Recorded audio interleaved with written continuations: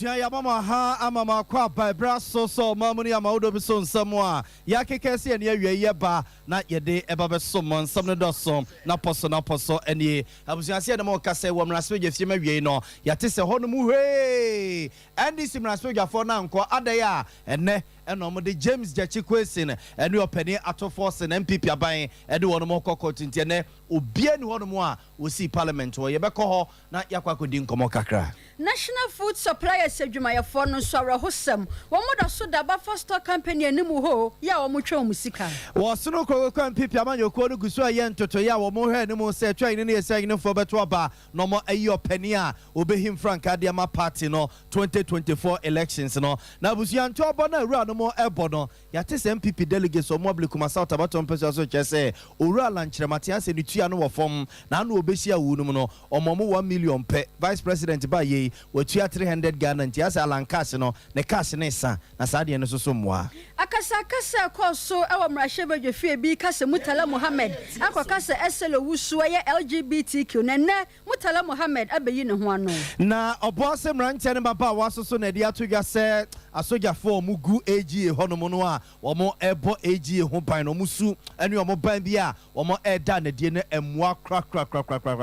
na asoja fo na ye deni ye be ko obose abonten so ne yakwa akodi nkomo MPP amanyoko no vet na wafri ase ne nya ne tie se ne wodi ni na ebe wieye yere asede ma cloud internet Ghana open internet ye born da form na ye fast na ye reliable hey baby a obeko bia be ye adwuma cloud internet Ghana ne ye kan for de ma wo internet ne se odi ye adwuma ofie anasa odi ye adwuma ewo adwuma anasa open ye odi betum pasa de nante no ne ade a na nyina cloud internet Ghana ye ho adwuma edema ye wota ya top high hono a abrosai no akuma uma rural bank butu no a eye opposite Love FM no ehwa de butu a ye ton safro se for internet won sensem nyina beda ye na ye hyese ne enye ho adwuma emfama Tabita clinic so se men kan kire se prostate mo yade ene diabetes mo yade nyina emfa nko babia fabra na yensiesiu na SSU dademu bio medical culture says so ya branch here no what the 40 45 50 hono mo kono a hyase ne mo ni nko prostate no ho na wa hyase bia wo jonso o te ya wom o jonso mo gede ekire o jonso ten kasa jonso na kam ne ntimi ma abusia prostate no na hyase bon kaye no se ehu ya techema entifo ne kire Tabita clinic yenye ho adwuma mfama eba diabetes so a say type 1 type 2 aye type 3 sese nkwada ne die nyina ye ho adwuma na yasa so ama hode ababio oliver na yesi nsu aba be gina ho nsu akogum ene adede ne nyina ye ho adwuma de ama na kidney so asecra ema sese de ne akwakoye ne sa agese ekokoye transplant de ma wa ho adwuma nyina fa bedan Tabita clinic na yen sesi emfa ema enka ye wa Madina na Kumasi wo so fly alignment ono a wa fru so fly interchange no a wo sanete sene wo kopata ne ho ene butu a yesomo takra de sunyan ahososo ye ho no mo ya Bolivia Enterprise for na the future life smart food abadwaso yes your food is your medicine is your food etoda wo yade no enye edru eye waduane no a enuani no na wo se ni paduane nya ema ni paduane CPC tayi adwuma ema hode bamu no enta masa enti na future life smart food yade abase wo de adu banku no de udi ahuo de wabetie wo wi anefa future life no to so sa enti nuane no a wanya free banku num wanya free fufuo num wanya free abitie num no na future life de ama wade bia so what they were brand here and found new age now kobasa ya Bolivia Enterprise future life smart food and the account for the ama wono no and I saw us back clinic say and kanchro say eba ni stroke wa abusuan ko ba bia me onyu second ni stroke no say bugu honum say di fie du say di fie mpimanim ni nyina so us back clinic say brand ye ho adwuma mfama ye ne yankwankosa stroke ya de e makasa ho nkoye ode yankosa stroke ya de e ma won san konkochia yankosa stroke ya de e ma nante ho nkoye ode so was her back clinic ya wo Oshim School Junction and barakese se bra ye expert and so e experience pa e stroke na yaresa any ho adwuma yemo ena ma me abe se wi watena se o tano so patrapa new side junction hono mo a na yade ne de bia furniture na tena ye na yankase bibidro ya ye de suru isa fomi sa hwentia ne akakedo kakra ye de awono no ena o de saw yade second saw ne yade hu bia ento yade ane huhum yade bia fa ho adwuma ekodan ma me abe heba clinic na ontutu ase enhyiase emfama abusua ewie wo mo ene eta yechi a ba bia wo bia ne yetimi abane aba besomo medi ede nana ya obo amale bia boga ewie mene akua bo achewa Sompa iti abusua fo enye pray na fe nsam no mobrodo ntwo yenko ne yenko tutu na asra ne abasan fam yede mo hyase ede efrim rasbege fiem na yakwa o ma no so ne enua ba na ya akwa kodi nkomo de afri Ghana rasbege fiem enne ya tese rasbege fo no kwadwuma ne mum NDC fo de ba kokora anoma ba kora nsi ho ede asem ni yenko ene ne na ya enkodi nkomo oba ya ma han meju so me nua be ma na ho ye de oba de adome ho ye na so e erade adome so me ho ye pa ne ne koba ne se nie esem rasbege fo ba adwuma na NDC rasbege fo na anoma ba kora NC parliament ho ade asem na asi me nua ma me nda wasini akwanya wodi ama me awie se ne wadi kan abo amane ne dada no enne mrahye bedwa na basetena ya me no kasai speaker of parliament Abansman Kinford Bagwin watena ase nanso ebra watena ase no edom kuma no anoma ba ekome kranti chamber nim enunti no asetena no suspend ne kakra se o twen ebia ne efie no mu mfiri maaye anase mpose ebia no mu committee a ene wo momomre kakra wo momra na esanse Sompa kase ye ho ebeka eti ebedi ho adanse no anopa ne ne edom kuma ni bi kasa na mo de kire se ene dai ononyafo James Jachi Kwesi okokot sanso na minority leader ato forcing ono so court enti wo mo na wo na eko se ne wo madi kan ya ka kire wo mampani se efiri ne Kwesi enuane mu miensa ye ononyafo calling Dauda kam court anase manso wo de tabiri wo mo no aban ne attorney general nyamu a ene aban dwuma bi ani hwai nei wo mo betena mu ebeye kosi se ene aban beja mu senior wo mu nyina obi amfa ne ho ne momo de bia se amra se bedwafo miensenye nei ye de manso atabiri wo mo no mo bekọ court ne de wo mo edom kuma no adwuma no wo mo ma enu nti no me no kasai edom kuma ni bia de wo machi court ebi so etete office edwen wo mo Tinaja say NDC MPs na wo man court no de o ma frosoro akwa kwatere no mo office obi ate no office dwen ho omo so na omo so no be court no so de ebi so ko Tinaja say parliament no wo man tiba anya adwuma na se ni the speaker suspended sitting no ese wo hwe ani mu se ebi ana wo manya no hu no o masan ba bie mu a enti se ne no omo bebo so mo mo mpanisi ne ebre na be kire na enadua no nanka edie ne die ne nanka MPs no mo badwendwene ho de afọ mban wo de adwuma pa na nanka MPs no mban ne wo mrase we gefie mu ene na edom kuma ni bi ede ensem abaye na omu bisa oso afọ no he oman adusua ho nsem som education minister efa capitation grant ya ene aban entimi release ema basic schools no ema teacher fo mponye sika ntocho konfa nkyere nkwala na de no ene questions bi a na keka ho nanso sede edom kuma ne kro mo de ho de question no so mo metena ase ne de ebe yiri kra se minister no na ansa wa provide no obeba be kenkan a kire Ghana fo Oba ya ne me antwentwen so eja speaker suspended sitting no anu achi no edom kuma na friends central fo nhia mudie e wo musi chamber ni mu de so mo ntena de na ebe ranking member edema health committee ononyamfo Parliamentary kando o kasa no wa kire se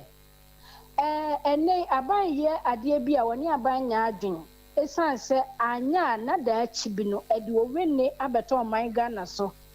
esan se sika esese odema food and drugs authority nenne ebi omutumi tu kwan kwama no ne ebi baabi a ye sardine tinapa ekohwe ekwan omofa so eye no se aduane amo ye de abro man Ghana mu ye ni ye na so mu ye ni ye no food and drugs authority ama minority na tiase se aban mo mu sika enti omu nya sika mfa ni omuduma enti se nei uru bishop na ukotọ ade na expire enye food and drugs authority wo mu pese wo mu betena ho aye nhwe ha ama Ghana fo ye de aduane na enye na emu aban na enye na adwuma yie enu nti wo se onam Sompa awia pem to be kase ebe so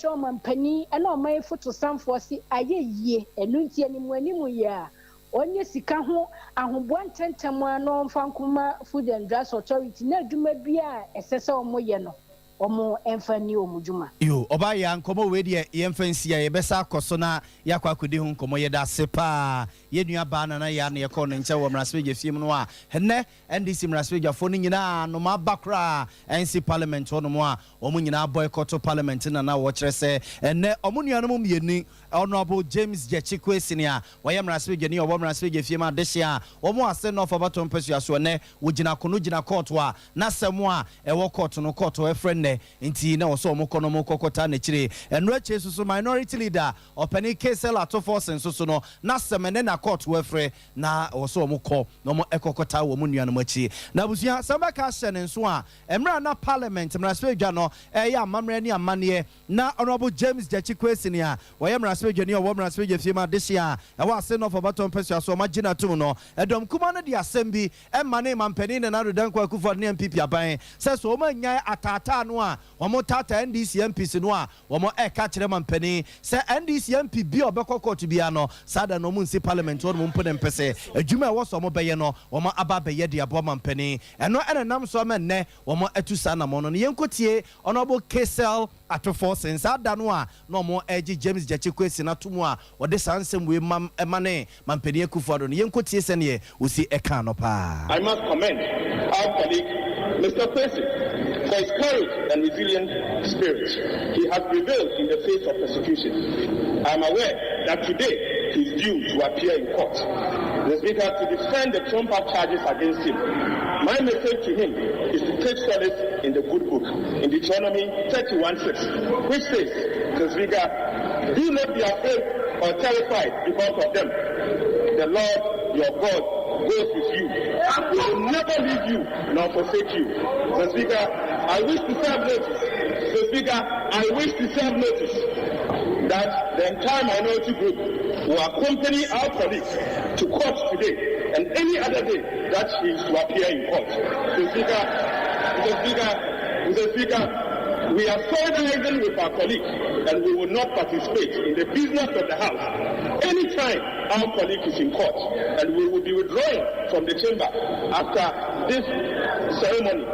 if the court processes indeed happens today.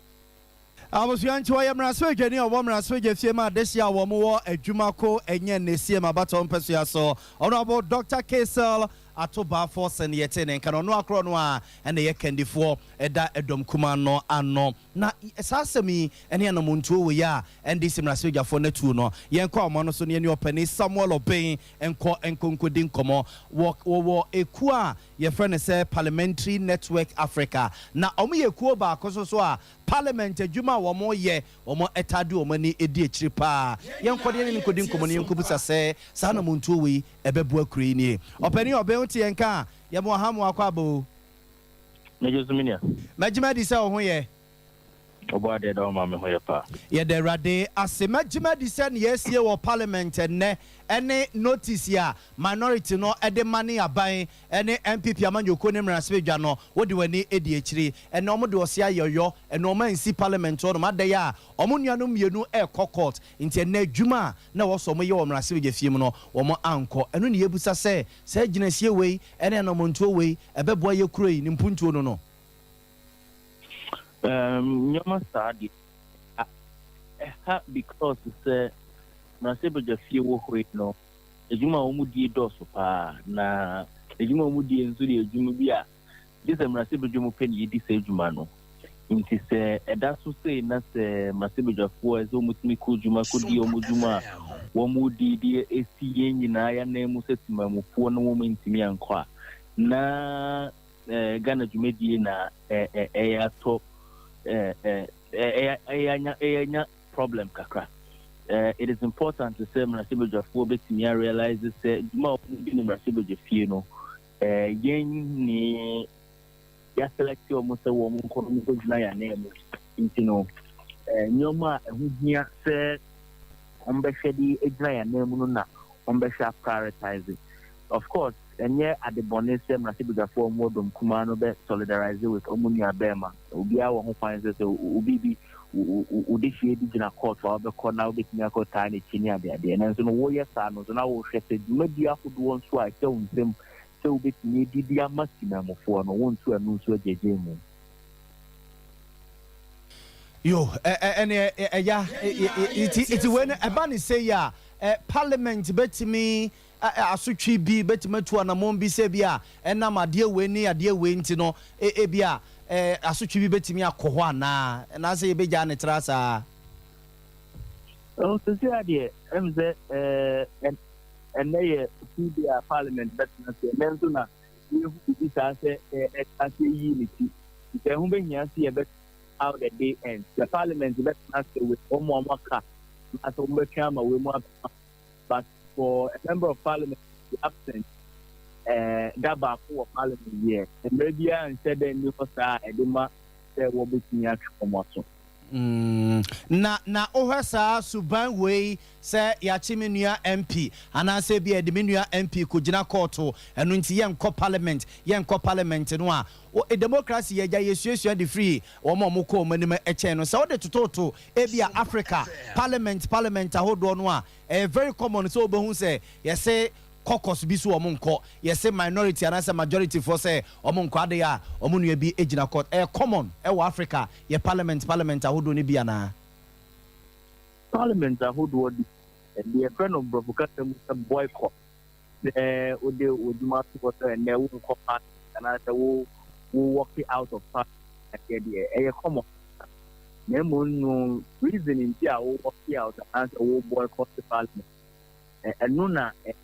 on a seminar, say, we pedi nya se na no ntino wabo aban eduma egu nyoma ese wo ye no pass aban eduma ho wabo anu egu after so wa nkofo mu yi o se na mu parliament o mu because on the parliament take eduma titiri ba ko mpo ne ube bisa question afa ko mu kwan ho ko mu schools ko mu hospitals near the idea so we jai no nyina se wo ko akota umu our court na umranche unkofo a usi omo ne mu omranche de tie wo mo na omo be kwa jeje mu ana nya proper sina yamfi ani ni akire parliament se ne ebeko bia na je yasa ba na ye ne wa ba beto so we de da se ene wa da je wanya de aman why Abza for Penny Samuel Obena yenina kwa kodin komono Parliamentary Network Africa wano ene ye penny kwanche for dano womo eye ku ba ko a empempi no an parliament adwuma womo eye no womo etade womo ni edi akiri ena wa kire senya mie ne mu nie entweye na so mum hadwene se bia onua bi ho akire no na wokọ se wokọ no akọ akoso na sirim na wata na chi National Food Suppliers Association for who asem da sugu apaso ene ebe na nseni o makoba mo nsese e National Food Buffer Stock Company ni mu honom se fie mienu mu sika aka mu na banhwe no ntuatua emfama wo mo kasamafo e de masaku we yera kwaku amedome ene one nsentwofo kasa no odi tudwa se wonim se kufo ado aban e won hyehye ye pa bi e de mo mo nti o makoba obosiampo so mo de beboa ateretire nuane akosua pan hoduo mu nanso besi sabro mu nsa enko mu sika no Thomas Sam eye ba ko pe abantuatu musika no emfama omo wo mu kire mo muni asomdwe e wo mu fie no wo ha na ebo ago ye begie sika de mobokra ne omo do mo dan akosia wo no ora Patrick efa eye kuo ne ba wono no nsentwofo kasa na pei e na ode tue ne mu se anapei a si wonu ebetwa mu wo mu hu no ono su hu mo nanso we fie mu mpo so mu yinipa ebe ye ko dware aba ye ko dware wo ye ne ba bi wo ye ko dware wo around obianka se bianche anapei na you say CEO no abesi akosha office no pe homo chi ya David obi amfra bianca le chere do na we so to be ka besa office you feel you close 2 years then individual can yet me bobo so nchida mu ne momo no a group ni nyina no according to CEO na ngasa no ene yenso ye kan de bom reka ban de ye 270 million no kre ampa yeti ye nyina ti ye hu kra papers mu ne na so ye call Mr. Hana na CEO no ono ma ye kire se enya no kre na afi so no ne fa ba bi no so o se ya ni saka sika na so set ka no so o de akotua ono ni low o mu kwaje o mu ba fa so ko no makwaje na yerum kakra because ye mi se o ba fa stock no o nye company bi ti se to no money ade wan kasa wutimi uye ma unya sika unya ana se unya profit into which you akwaji no because you are not income generating company. So we are there won't get Juma over profit. It's no identity now to me koji low. Sika by the amount of my no country. It's near the Council Minister of Education, a commissioner, on the Scambia, or the man. It didn't a program, so we only a minister. Nasa, what is the movie? And I want to punish us. Nasa said, Scano, or it's me, I'm finding your day. Na asababa then I saw we then now as a minister wrote to me humanitarian say buffer stock Minister of Education and Ministry of Education on my contract say Fabian schools my and now buffer stock said you won't mean supply me and you know suppliers no and I also fine and you didn't mind it started Medina 2017 and now be fine the guy na yeguma and the yamawa and he said minister what you said you nipanika and I think buffer stock na wo tumi o mo tumo adentina won twoma so na won frɛ na won frɛ mi timi entrance mi hu bebe sika na koda ɔkyene ba ha so de ama na yɛnkɔ yakɔ yesu ɔse ɔno ye hu sika no o ɔkye sika na de bia kotua lo de bia se ye hu na ɛyɛ asɛm ɛyɛ asɛm na asɛm pas na man panifo asɛm yakɔ frɛ nyoma wɔ ayi farmers hɔ that ade ekun nkra no farmer yakɔ frɛ mo farmers hɔ beans tempuro ni ade na to na yɛntwa farmers leka me se awrɛ ho me so ba awrɛ ho masa wo se kwadwira tamale na ko busa te buffer stock supplies na mo de boka na o de mbaje mo tuka nkɔ na musa na mudu okran mo rebeko aden Ghana for ma ye djuma se bi djuma free teachers no aban sha se bi aban mo bi etika o se ye first start you yan kasa na ye bi sika ko bo besia banks ye digi ko fusika interest a pale this is kanu on your mama ni sika interest a many na e fa ma ye nfe ko tua kan so o se le do ba ma ye na mo de djuma on chen sa de no mo no sika no o mo tiri me ka kire ne se o mo nkasa ba first of all no ene djuma na ye ko so sisi na djuma se mo achemie no education ye fa na ba fa so ye fa no mutimi twen saa na school for no achiro no ma frɛ bi sɛ emergency supply nti efa biane komo no ma so ko fasika na se ko mutieka ne e bi ye no de sɛ kana ma nkrofo o man kasa select tika na mo direct fasika sɛ mo fa ko supply ne man direct ko school we ne biane tue biane adam for sɛ kana ma suppliers no ne fa ye djuma ko ye ntama mo fa sika man na mo ni sika fa ye ne ye djuma no mo ko select ni pa mo amopɛ na mo sika na ye ne ahye mo nsa adentia mo wo interest mo ana Mama toye wo Facebook de mu behu bi omo de mo gas cylinder entoma enkonya hodo ntuntum da ya hye ne dro eno mo de sam anim wore hosam we eyora Patrick Efa National Food Suppliers Association ko no eba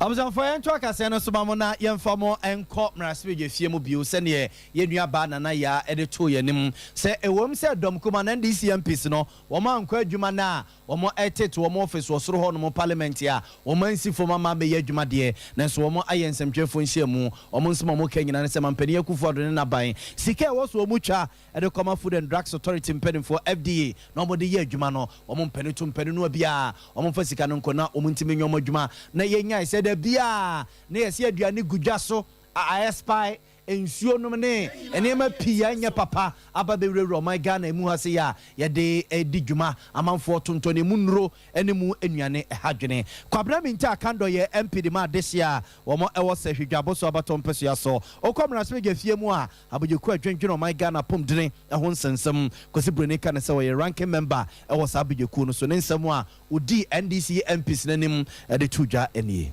sisi amino kasei adwuma na woso mo ye ayefa baako market surveillance yefa baako GMP ni nyina no omajayo inti say ye defect product grabber system mu a ana obi ya ade bi na enye sisi amino kasei ya we bia ba ye friend antrax no ka enam aye di inti aka by now no Food and Drugs Authority every one restaurant to the other mo hwe say restaurant baduma mo ye no omo ye ni yi a ebia emphasis so boni bia ama omo jai FM ebiem za GMP no so no eno na ma Food and Drugs Authority ko etu kwai pa ma no ne hwe say ye platform beef bo ma ni corn beef ye no ye Brazil ye ko Brazil won ko hwe say e ko ye ko so ye corn beef no e say e ma ya na omo jasa djuma di edi ye bisa wono ma asamo mo kan nyina ne so mo ni sika nti sika bi ha ni Food and Drugs Authority ade yi so ayaminu bienu aduane ani ko ye yam enu aye no very dangerous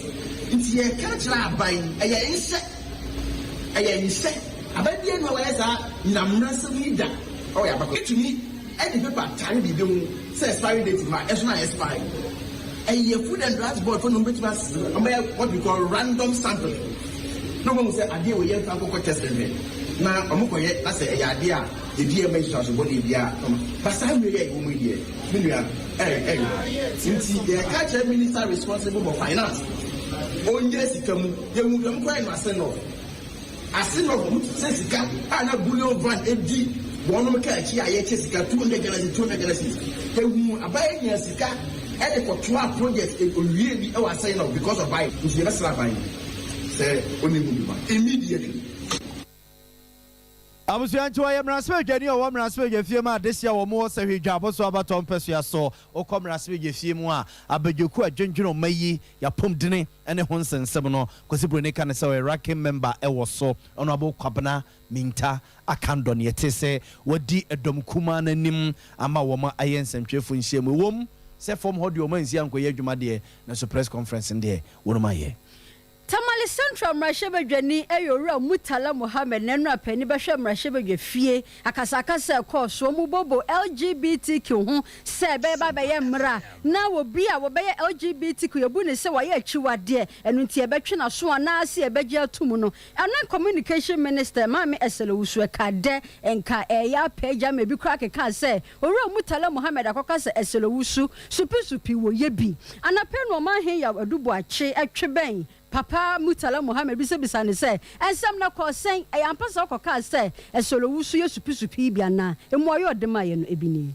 3 important things regulatory conduct in Parliament. 1, the Constitution of Ghana. 2, standing orders of Parliament. And 3, now I say, any statement will make you on the floor. If your mic is off, that statement will be deemed not to be made. So anytime anybody is speaking, you want this band like jabs, we all give each other. But as long as you don't put your mic on, you give each other jabs. And even yesterday, time there, that me ballet say, and no, I'm free. So now I was supposed to go on one of the promoters of the deal, and until I had to even write to Parliament. Time there. This guy, Honorable Dafiamako was making the statement. Estela was sitting there saying, you people are mad, you are mad. But you can't take her on because now her mic was off. I get what I'm saying. Because any statement that is made with the mic off is deemed not to be made. So when she said that, and to tell you the truth, those who know me, I won't say something and deny it. I have never done that. And as a Muslim, whatever I say, I should stand by it. I want to say this without any shred of doubt. I never said, Estela, you are a practitioner of LGBTQ. I never said that. And in fact, I wasn't the only person behind who were taking the jabs. We were all giving each other jabs. Even Afenyo and, what's the name? Our minority leader, Dr. Atuforsen. In fact, Afenyo and our chief whip were also giving each other jabs. Afenyo would say something, sometimes hurtful, then Honorable Agoja will also respond. But as long as it is not on the mic, the speaker wouldn't have to. So these jabs we have. So we were all giving each other jabs. What I said that, Mr. Speaker, allow every single member to debate so that we know those who are for the LGBTQ or those who are against it. Those who are promoters of the LGBTQ will know those who are against it. This was what I said. I never used the word practitioner. And to be very honest with you, I don't know the last time I used that word practitioner. So when she got up, you listen to the vulgar with which she ranted, very unparliamentary, very indecent. But in any case, if I, Mutala, said, Estela, you are a practitioner of LGBT, I would have owned it. There was no way I was going to deny it. But I never used that word. I never said that. But Estela, she said on the radio that when she was in secondary school, she was practicing lesbianism. She said it. And go and watch the video when she was vetted in 2017 as a minister. She repeated the same and said she has no regret whatsoever. But I can tell you on authority, I never said, Estela, you are a practitioner. Sompa. Shebejani Mutala Mohammed or Siasam no one cassa and until the Namso Aquacase, Eselo Uso Kufu, Ayo Supia, Fanisiwa. I was your friend Wabeka and why ye come says some parent 3.1 FM, we are prime to Brecasian and Samno. Maybe I will be an Egusu at the Mamosta Biano, watching channel Susu between the Ababeka and Wabra. Okay, on social media platforms out doing in us, Oko Facebook, I have Sompa 93.1 FM, Sompa 93.1 FM, na YouTube, Sompa TV Ghana, Sompa TV Ghana. Wadwen channel nsusu ode bia bia hono mabusu egusu a yese kase de mamo bede mamo no ye beken kai ede amamo. Sauti enka osunyan bono ene na half man tam mu a aha Sompa 98 98.9 FM 98.9 FM ɛna okɔ ɛyɛ Techiman Nkransa ɛne ne Kentampa aha ɛyɛ Sompa 90.7 FM Sompa 90.7 FM oba santimantama say ya aha Sompa 93.1 FM wadamenti asantimantam ne nkwado nyina kase ne sentino agi babia yento akase no so mamna abusunya yemfa monko NPP amanyuku na atena ye mama ne tuasa NPP amanyuku ne yen hyehyeye enche bia etu ani ne yesa nyine for party no mbekwa akoto ba akwa yi penimo a obedi party nanim ede wodma akọ 2024 elections no a Ghana ma de hye lazy abutu amiem akọ akoto no na ahobo a party ne eye no ewura no mpinum ayi wo muti ya wo ma hyase kra edosodoso wo no mu a ene eno mode ekwa wieye na busia ohwe nipa ba miensa aso mayi wo manim e wo sa kansie we mu a edom age twidi wo no machi a yewura eye vice president Dr. Alhaji Mahmoud Bamia waka hom yewura eye Kennedy akompreko e Japan asen central no asebedwani eka ho ena yewura Alan Kojo Chirematen kane soafo a na ohwe mfiri nyuma ne dwade hu nsensem wono so eka ho bi na yewura Alan Kojo Chirematen campaign wode ahyehye so a wonantim awankra pumpurema ntamu a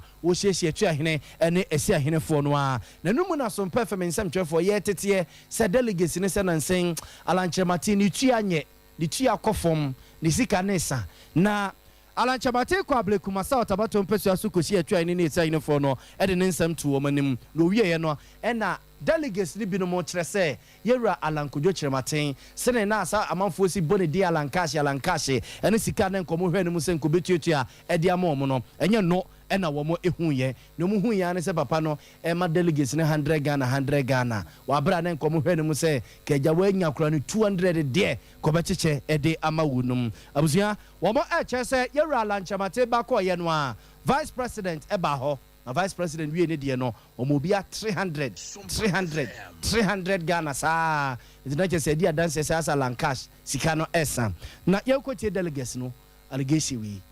anya message and already 100 no be ma 200 we ma 300 400 that's how my 100 ya anja no one so message no emu ehwo anya message na be di o message di o we dey but ahode no e o fom ho se one timi anya bi dia dey anja no no o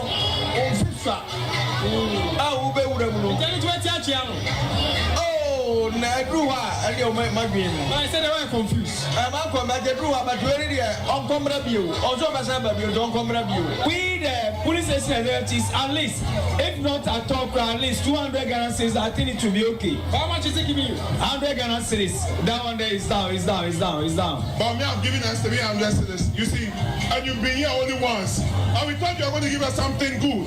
you understand 100 cedis is nothing to us so okay so if you are giving me 100 cedis you are giving my in and out. So this is enough to change your mind? Oh, really? No, I'm not going to vote for Alan. Seriously.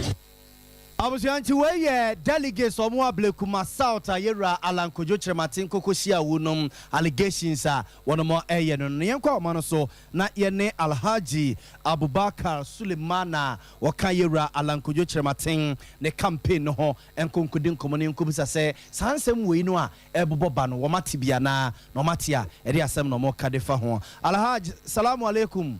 wa alaikum salam wa rahmatullahi ta'ala wa barakatuh na Alhaji wo ho ye Aja aduma ya no de accident ke ma ke ya da radiase mitie o ne kra otum se monnamu na bre abanya asem ketwa aja agro de sa de tie ai na about 10 candidates are on contest national no cre Kenya party no e wo the whole Ghana no cre the campaign no cre aja no cre no credit. Kuna abedi ani to bi ana minti party for so mu koko sisi. Omuzu obi akwa mom kata kaja. Obende. Party for ni biso so che say Blekuma South in particular on allegations we free ba. Say I say Alan buy any sika no de mom no swa 100 Ghana na vice president kraba hono no omomo 300. What is asem we be? Menya asomni de obeti bebi. Na adwuma we ayeye no tuwate adwuma na edi share party asi ba fi say sika asem ebamu a kanero yeye adwuma we asike nim but because of our be painting a man for Suba, Mufi say, I Jumana Jawam, because police station, they can't party now. Omune Kutawam. Omune Kutawam. Now, Usha Yaya contest now. Vice President, vice, you are talking of Vice President. What do you say? Eti say obi akwa omomushi elozo. Matise me dey atise me ya o. Menim say ebi kokra dey omko kasa ya odomasi. Obi so e dia 50-50 na odi ma wo mo. What do you say? Na nipa no so dos. Nti agrona he di ni dey. Omuntumi nya obi a say obeba na obi ama 500 cedis. Say obi come 500 at times 3. Because the no, the Vice President ma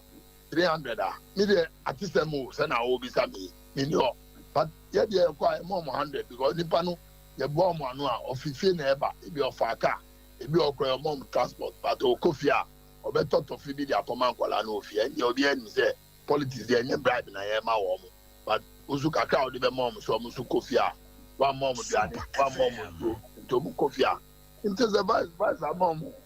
300. What is the vice? We are talking of a vice president. Na Alaji, ayana delegates no more doors wana. Te se bia mo kwa Blekuma South no. We are talking of 200,000 delegates. We are talking of 200,000 delegates the whole country. Into odia na ho debate no be more 100 or more 100. Into the times 300 no times 200,000 delegates. Now let's catitwa. Even 100 city no a more times 200,000 who campaign and just a catitwa. And the vice president or a vice president or a penny. I just say, Obia Omo contest Obia factory in home to vice president or not Yakunyaso. But I'm gonna hear maybe as some Americans, the delegates no say, Omo Binubudi cannot focus. But a Jumane police station. But everyone know. Omo said that Bemu say a do about to not done Coco Sizama. But the Jumana Casa here, Omo Jumano, a do member, baby. Into Muno Mukoyi, Nipa, the best kind of 2004. I'm out my Ghana. And this is a Muya way, no more years allegation. I said, yeah, don't you? Now, Alaji to me, go for so. And come back 200 and it's the council. Or the budget. Matua say, but Alaji said, Momo Tessa and Sembi say, we no, a ya a muma bem and hamon. Oh, Minia, and just say, Oman Penny, Kufo,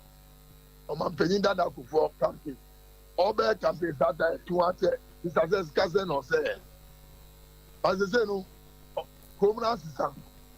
What I say? Because who charge you do 100 year, office 100 years, but the refuse will be 1,000 something. Once then I'm going to sit here. The refuse, the Omudos. And the old to me found who compare. Yeah, carry the near Kutali near the Babam. But money was there. Obi or Obediscano, but don't to abandon my own. Because message I'm on the ban, message, you know. And I'll be cast down there. Obi in the Baku. Now I come. Now I call a seminar old canoe. Not one young woman, I said, Nipa witness, if I said it to me, no man. Okay. Because now say, a man for be, can no more Kekasa say, Yan Papa la Nisika Semu for Mana. I like Mati politics of Bianua, or better to be in this court of Kumsika Nayo. And I count the incumbent vice president and in his Yakano. You should know. Because Obiano didn't see a man from the Bebo, and Bebo Kaka now for and no more Munimu and a Bebo. The can is that the Nipa to me for the second for yes, head to my way. Obiano, Oman Penny, out Yakunazu, Mamunim said, a do maybe I Kitwabi a man for Bimba, Sane, in Galante Martin, Walanti Kitwabi and Swat, and a man for this guy, good man. Well, what 10 CD, 5 CD. 1 city. A man for the scale gumu step amupa futolu mupa. Because as a trade minister no, Utekini says yeah, who say why schedule? Was the idea about to man why Jumano? 1 district, 1 party, and son umuye 1 district, 1 dam. And in now be send say. It don't know say obe metis kabi e wa ban mu. Nti yankran na ebu anu. It is okazo no ankaza ni sika sembe onu personally in there. Ought to be funny. Or anything on him or Lanty, Kitwabi and Swat, no be a ukra what test the kwa uko and so now senior ebeba betom and one is okay Obama or the tito bi answer amount for the $1 e mo nya stand kwa mane broso sana politics no but ya say no Ghana for so say what just say Ghana we are mo de nipa na mo be yin no be bre Ghana for enti matwase alaji Ghana for super pass do no more to Obama yembe mo muska alaji eti alaji na mo ko hin na Alan odani kire hin ya wodi ngo pram okay okay ngo pram ya ba asama okay abesia ya de uze odi new ebiaba ya nsia one constituency ya ka constituency ni ensambo ai sele be ya ai ombe shesi omo ya sha say efe mate and now that tani madina ni sha osudo ku be se wa madina efe eje ya nko one constituency ya ka constituency ni bo ni ensa edi emienu ntene ya odingo ya be ba be sisi aba ashama abesi ashama fo ani onkatamanso fo mate alaji yedi akire nti bibia ni a ye be sa ba wo nchen why me da masi yeso so ye da se pa nyame nhira wabusuafo Alhaji Abubakar Sulemana ena ye ne no akwakodi enkomo no yura alankojo chemate campaign odi muntintimai pa Vetina MPP amoyoko no efri ase nenen wodi nina ebebe awie ye omanfo bekaya na no dwada ene wo hya ase so otutu mpanyifo ma kire se ane omumu adu enu 2024 metime di MPP amoyoko no anim akọ osa eda ye nimu no na ka kire ye nya ne ntia so mudi ni betwa to eya Francis Adanimo Kane mampon mra shebedwani 2024 wo yeso obekọ na so atofa ho na afede one power bent wasane aba se the vice president Dr. Mahmoud Bawumia wakowie ne de Alanke wono so akwa aba Jogate Dr. Owusu Afriye wono so akọ ne de aba kwabene Japan wono so akọ vetting committee ne wo wie ne de Asen Central de hye Kennedy wo hene Japan wono so akọ ye ne de aba Dr. Kofi Apreku Boache Jako enu kodwo opoku wo mu ni na Womo ewi omo de yesaka kodwo bafo ewa ahoma no so kodwo wotime nka wie ya memo ayiko mejo so mini aba sese hwan na ewrem hwan na pia bonten e hot sen very well say there I daboko nipa edu a omofa form sana so omo samete form so omo contest for blackberry no and do chat to eba ya oba vetting ye honorable Francis Adenimo oba vetting oba en so no bibia airport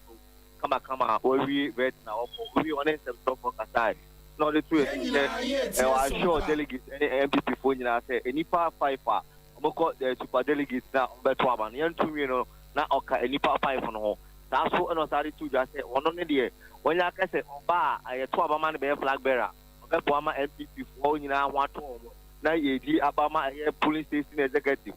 national executive regional executive no and one okwemu a o hwete ebeye adwuma entino obefusa me dia bibia abawini wo hanom a empenifo omoda election committee na no omo inside general secretary so abepi mo hanom a former party chairman Mr. Macron so abepi mo hanom a omo me yacha say omo wi a committee no ebebrifu and some talk about the course nyina of vetting mo enti ama empenifo we nyina abepi mo hanom a ye chen say omode sa information no ebe hyehyɛ so na ye wo no omode ato nsɛm twɔfo ni tuba dia bibia akwa wi ye say be disqualify or send disqualify or no a committee no and a be my disqualify be na say among disqualify say wa chi ma ye twen say sa ye nkita wodi na omoni media fo be nya no e be ba so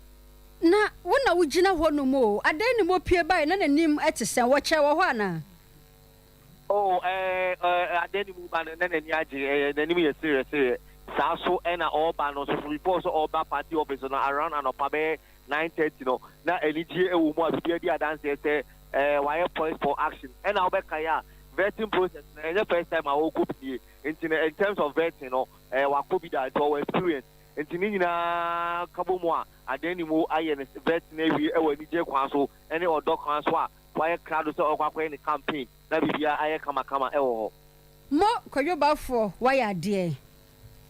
abusiama na bafo kodwo bafo nene eni ekotie ye no ye gina we so na abusian ya da ye ho kakra ba ye ba pia ka kire wie yi ye besade ye pi mo so bio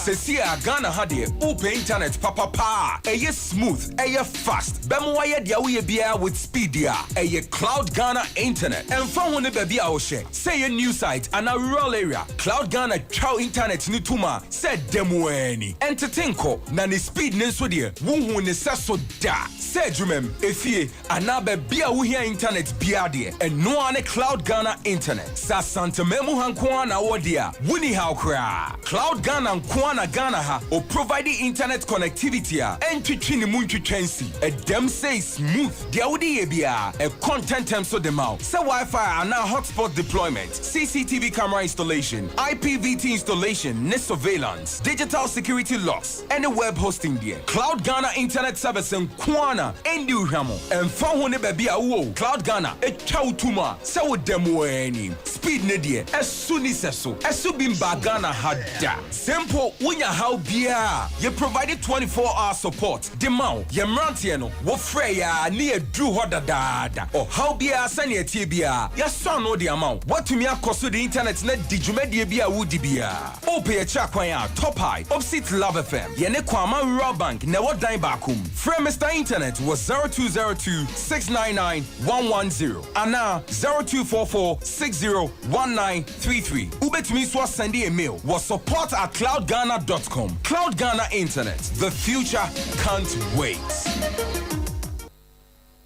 Sompa, Sompa, Sompa, Sompa, Sompa. Abusiana chese sama makwa baby oba Sompa 93.1 FM ye prem to breka so asedan koma Cloud Internet Ghana se de ye ka kire mo no open internet ya ye fast ye reliable bo ne da form na betima yusu no baby a ne begina so kire ben ya ehihim na nkototo no panko nyinsen waso a Cloud Internet Ghana ye kan for de ama wo CCTV camera installations na omo ye bi digital security locks nyina so no omo ye bi omo tech top high hono a abrosai no a kuma Woman Rural Bank womna ye opposite Love FM no ehwa no no wo from 02446019 0244601933 na ene ye ninkomo and Tabita Clinic so some control say prostate mo ya de enko ba bia diabetes so ye ho adwuma e de ama prostate no medical control say bema what the 40 45 50 hono mo kwa hyase na ma onan nye ntie na ye hwe prostate no emfa ema prostate no bema jonso what ya wom o jonso mo je de kire o jonso ten kasa jonso na kam na ntimi ma abusia emane nyansa for the Tabita Clinic in Yenya Hojuman for more. About diabetes, so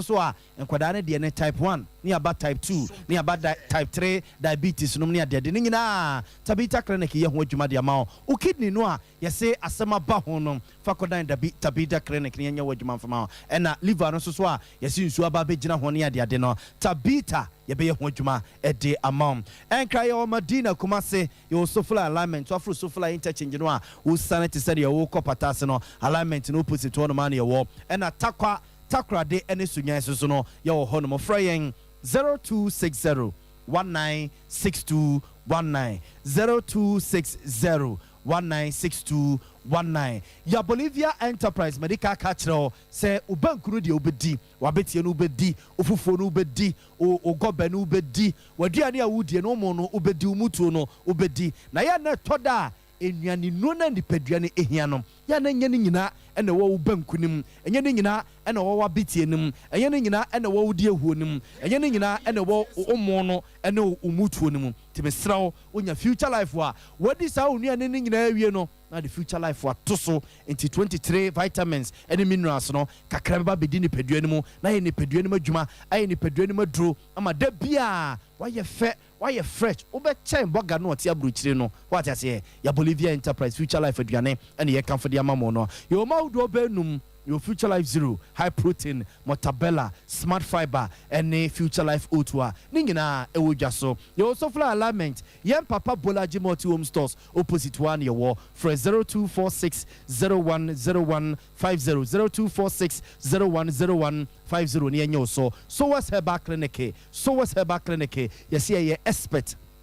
ɛsa so yɛ excellent ɛwɔ stroke yadeɛ ho stroke yadeɛ deɛ abusia mfa nkɔ baabi a me anyu sika ni wate stroke yɛbɛsaw yadeɛ ama hoɔden na saa ba wayɛ fɛ anya hoɔden kyɛ kane no yɛsaw yadeɛ ama wasa nante yɛsaw yadeɛ ama watuma sa kasa bio yɛsaw yadeɛ ama watene atu Amerika wabrɛ nkɔyɛ yanomfoɔ deɛ no a wɔse wasaw yadeɛ no nso wontimi nkasa wasaw yadeɛ no nso stere a wakyea so west herbal clinic no yɛsɛ ɛba no fibroid a yɛyɛ ho adwuma bɛma de ɔbaa mo pa wɔnom bɛma sɛbesɛbe mprɛduasa ho bantam yɛbɛboa mo akyɛ kwam cancer yadeɛ nyinaa so no yɛtutu aseɛ ɛhye aseɛ ɛde ma abusuafoɔ yɛ Ohwim School Junction ɛne Barakɛse ɛne yɛmɔ nkɔmmɔ 0243 282629 0243282629 Mami abe wasi awie watena se medika catch wasi bema ufri to panye ne yemfa nyinse mehye woda no yade foni kire mami abe hono obeboa etwo obeyi wa bra wonfa se kan kawo ene yesi an etwo no de enya befu hono a wonyina yentimi nko ye operation ubewu mami abe so wonfa se kan kawo bema etwo no bra ubeyi wabra wonfa se kan kawo ba yese fibroid no aba bete wa wode na no ene basa no wontimi ngu bio maami abe se ebe nane afa odwunsom wabra yemfa se kan kawo sickle cell no a akwada ni ntino adane brabo ama amanfo so ye nsuo ba woye bosom ba woye bagina ne adede no fo ne kire maami abe ho no mo yade no die hu ye ntɔ yade ye huhum yade fo ne nyina akoda maami abe obeye ho adwuma ede ama o wota no so patrapa new site ho no mo a frɛ no 0243 345392 0243 345392 na onyo so fa wi odi mizo ne 5G ne bokase ne so amana ye de mizo ne ye wona nka ye wona pineapple ye wona melons ne wo ba ko a yaka fruit ne nyina de abom sa unya na abobo a kama esikire bia nim nti obia timi num bi kama odo ne che Sompa FM ya premises ase a dewa gu ho no aba besesa edekɔ 5G no susuma energy ema dwuma bia wotimi ye bi upe bi etu atone a for 0246270221 0246270221 na de aperitivo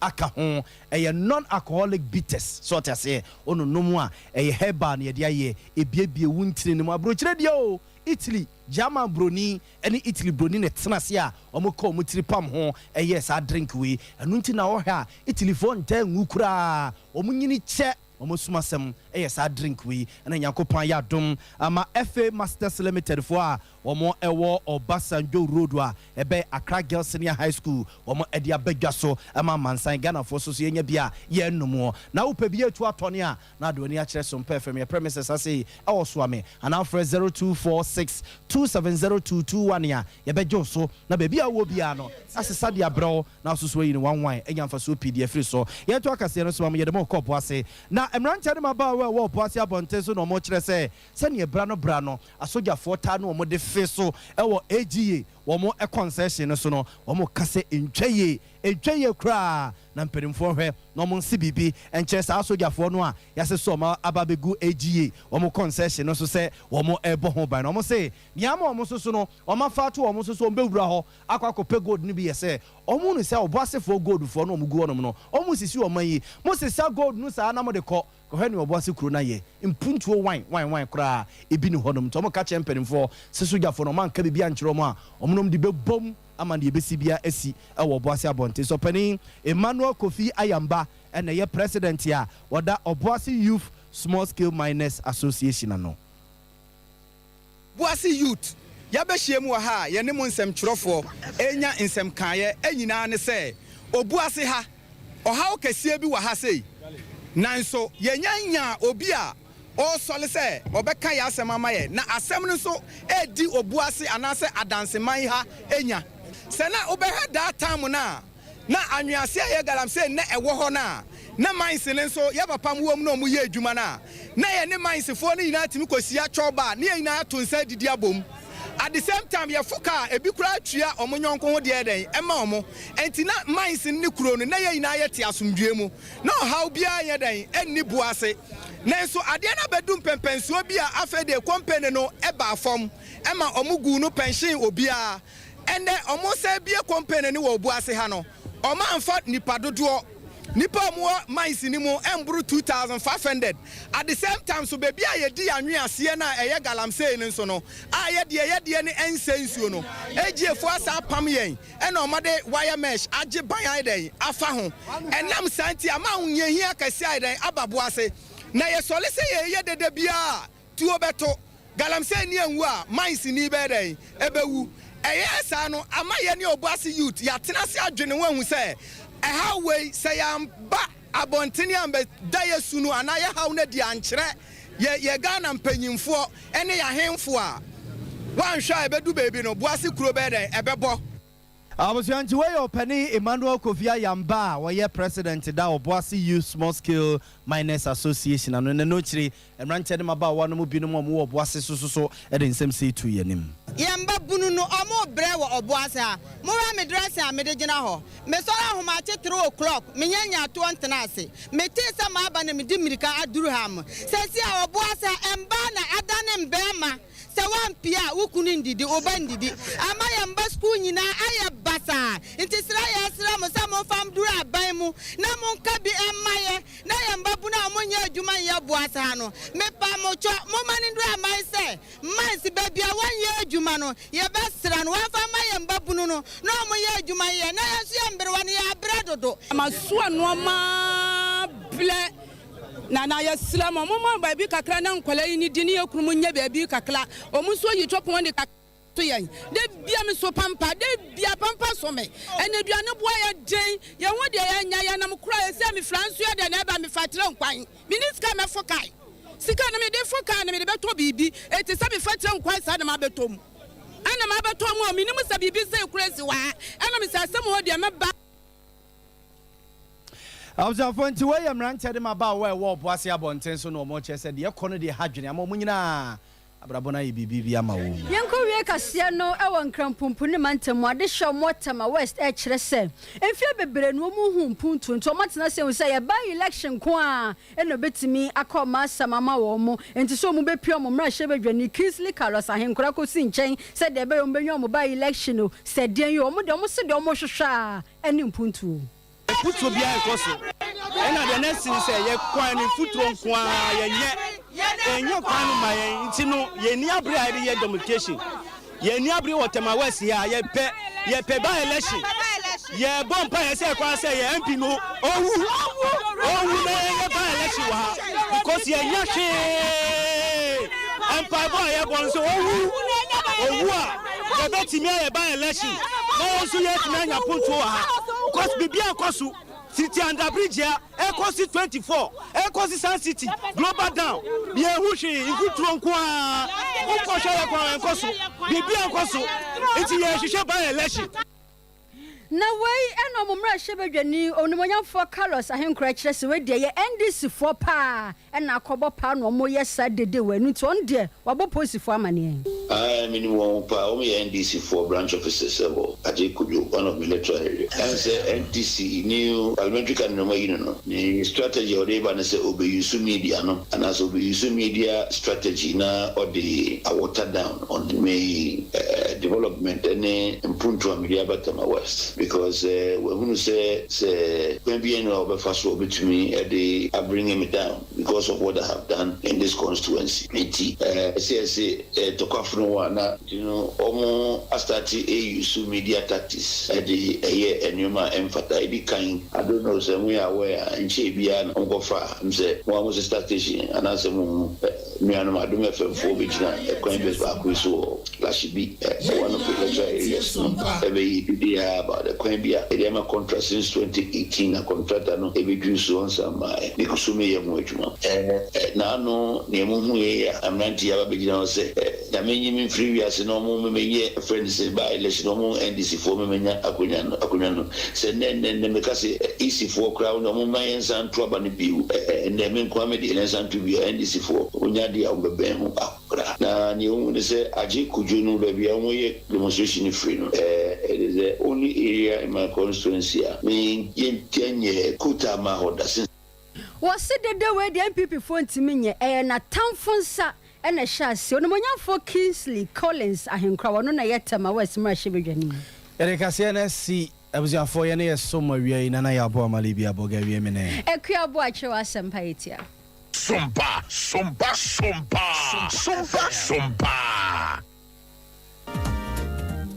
Odofo me ma wakwa ba eba abe heba